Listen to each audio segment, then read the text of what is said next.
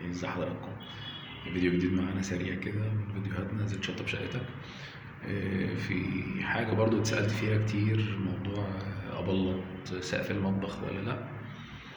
قولا واحدا لأ. ممكن أقفل الفيديو على كده خلاص.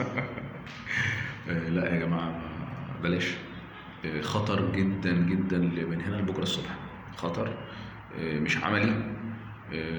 انا عارف ناس بتقول عشان نظافه وعشان الزيوت وعشان مش عارف ايه. يا جماعه الحاجات دي ممكن تتدارك باي شيء تاني غير اننا نعمل سيراميك. السيراميك عشان يركب في السقف بيبقى حمل، بيبقى مش سهل، ما بيركبش باسمنت عادي وكده، لان لو ركب اسمنت عادي هياخد البلاطه ويقع.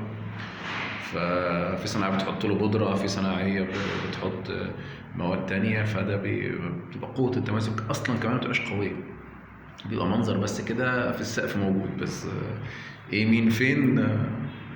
فممكن لو في اي تسريب ميه عند الجار لا قدر الله تلاقي السقف واقع، البلاط ده كله واقع. ولا قدر الله لا قدر الله لو الزوجه واقفه، لو الاطفال موقفين في المطبخ او كده، بتبقى كارثه بمعنى الكلمه. فنصيحتي بلاش، انسوا، مفيش اي سيراميك في المطبخ. اتفقنا؟ السلام عليكم.